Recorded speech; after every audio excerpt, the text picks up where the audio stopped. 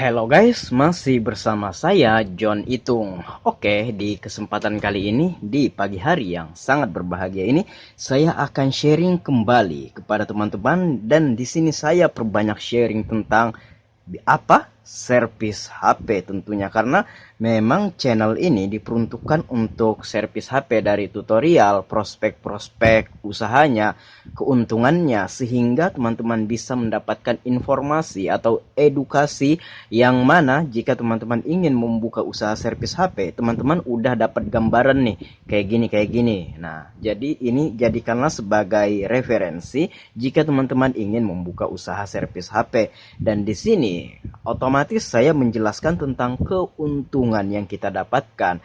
Nah, kenapa saya terus berulang kali menyampaikan keuntungannya segini, pendapatan segini di usaha servis HP ini?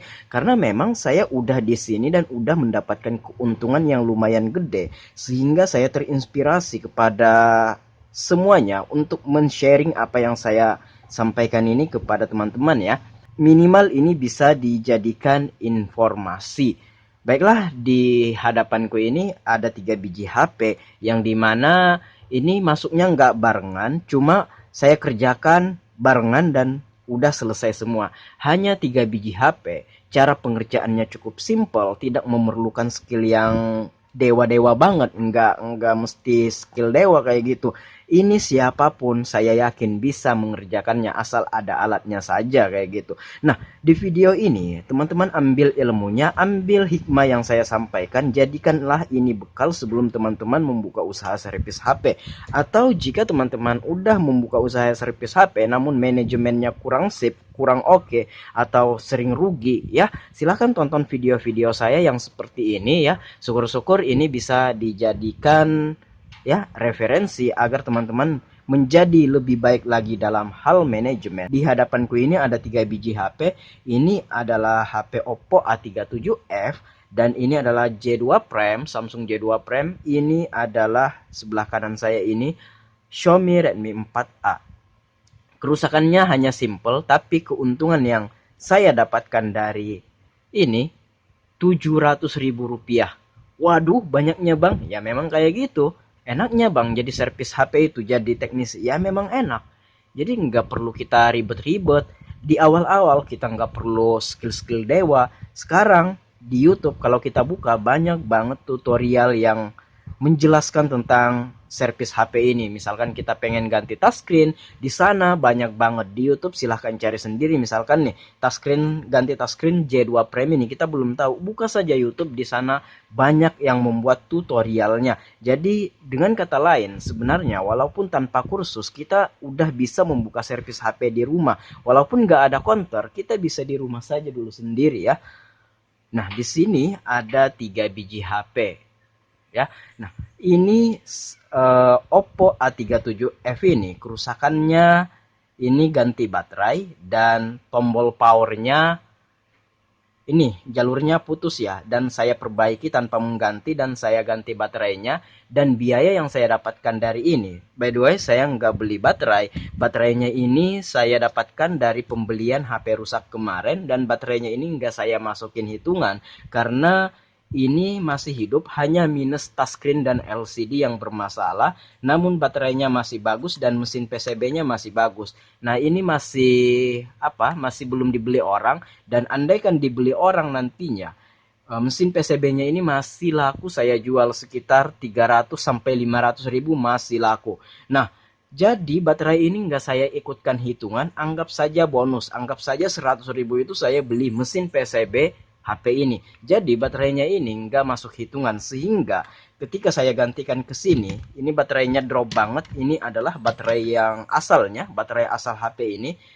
Ini bukan drop banget, ini memang rusak dan ini saya ganti, dan baterainya masih original dan masih bagus banget ini yang ada di sini. Ini saya minta tarif 200.000 rupiah dan perbaikan tombol powernya itu 100.000. Nah, karena ini sekaligus, jadi saya diskon aja 100.000. Jadi saya minta biaya untuk penggantian baterai dan perbaikan tombol power itu 200.000 saja. Saya kasih bonus perbaikan tombol powernya.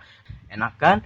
hanya mengganti baterai dan memperbaiki tombol power, hanya menyambung-nyambung kabel udah dapat 200.000. Nah, jadi ini dijadikan saja sebagai referensi kepada teman-teman. Kalau tidak dijadikan referensi, minimal ini bisa dijadikan informasi. Nah, di sini juga ada Samsung J2 Prime. Ini adalah ganti touchscreen. Kemarin itu touchscreen-nya, tombol reset-nya aktif sendiri kayak gini, sehingga ketika orangnya buka YouTube tuh pencet sendiri kayak gini. Ini sangat mengganggu banget, sehingga diganti ke tempat saya touchscreen-nya, ya. Di sini di tempat saya di Brau, Kalimantan Timur, harga touchscreen, penggantian touchscreen ini masih sangat mahal, masih sangat hangat, masih sangat bagus. Harganya 300.000 sekaligus dipasang, ya. Nah, saya nggak tahu di daerah lain, barangkali di daerah lain masih ada yang 100.000 atau 150. Tapi kalau di daerah saya, menurut survei yang saya lakukan di sini, harganya itu ada yang 300, ada 400, ada yang 500, ada juga yang 200, tapi rata-rata 300. Nah, di sini saya mengambil harga pasaran rata-rata, yaitu penggantian touchscreen 300, yang dimana modal touchscreennya ini cuma 20.000 saja saya beli, ya. Cuma 20.000. Pas kita pasangkan ke sini dengan peralatan seadanya, kita hanya menggunakan blower dan mika dan sedikit thinner untuk membantu pelepasan lemnya, udah bisa, dan kita mendapatkan 300.000. Dan kebetulan juga baterainya ini drop juga. Ini bukan rusak baterainya, hanya cepat habis.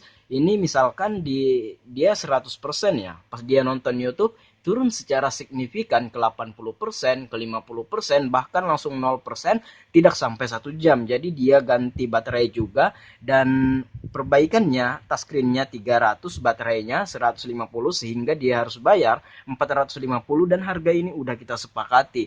Dan kebetulan juga saya nggak menggunakan baterai baru, saya membeli HP rusak juga, Samsung J2 Prime ini sejenis, dan LCD-nya saja yang minus, tapi mesinnya masih bagus dan baterainya masih bagus. Seperti yang saya sampaikan di awal, saya nggak menghitung baterainya. Baterainya ini saya anggap sebagai bonus, dan mesinnya ini saya udah jual seharga 400.000 ya. Silahkan cek deskripsi, nanti saya sertakan link videonya. Dan saya udah menjual mesinnya seharga 400.000, sehingga saya mendapatkan keuntungan 300.000. Nah, baterainya ini nggak saya ikutkan, saya nggak hitung di modal, anggap saja bonus karena mesinnya udah terjual seharga 400.000, saya udah untung 300.000 di sini, dan baterainya anggaplah sebagai bonus. Dan ini saya gantikan ke sini, saya minta kepada pelanggan 150.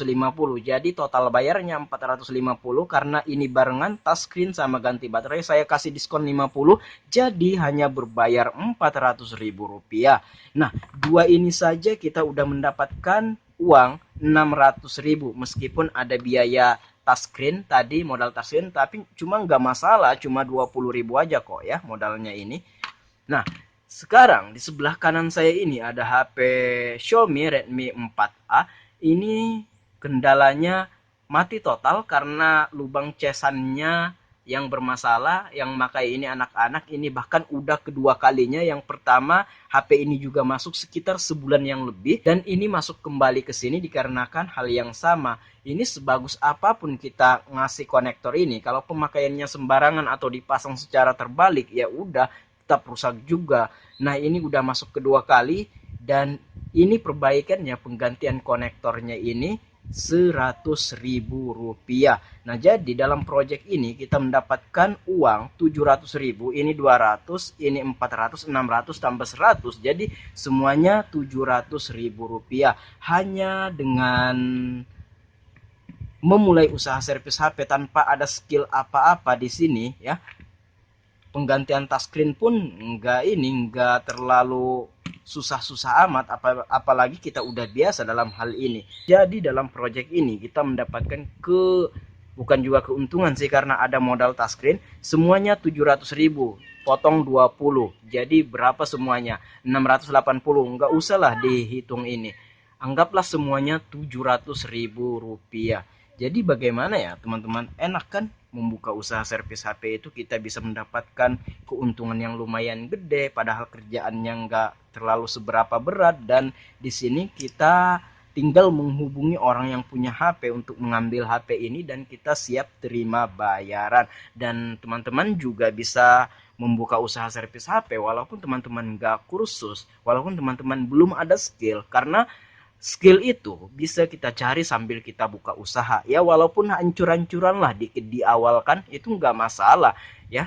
Sebiji dua biji lah hancur HP orang, kita jadikan eksperimen. Cuma itu di awal-awal memang kayak gitu kalau teman-teman ingin belajar secara otodidak. Tapi sekarang itu enggak juga sih. Sekarang ada YouTube, ada Google, kita bisa cari referensi di sana dan banyak banget yang membuka channel tentang tutorial perbaikan servis HP ini. Kayak gitu ya.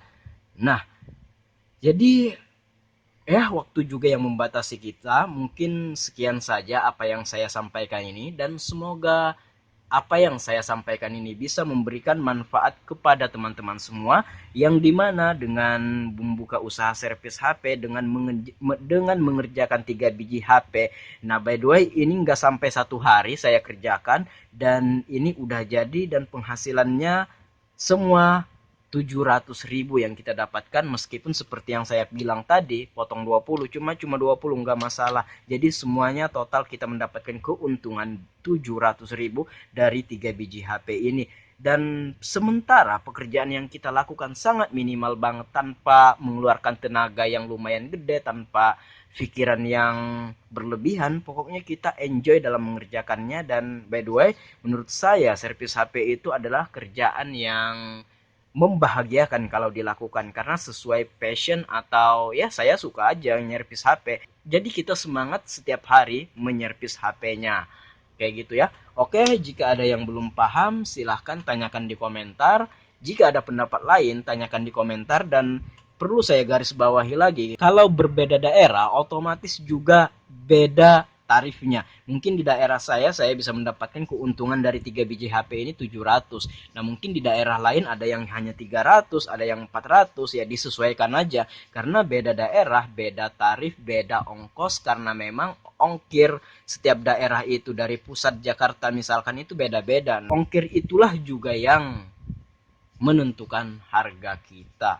Baiklah, di sini udah selesai penyampaian saya. Semoga bisa dipahami. Sampai jumpa di video selanjutnya. Sampai jumpa di lain kesempatan. Saya John Itung. Sukses terus servis HP Indonesia. See you the next video, my brother.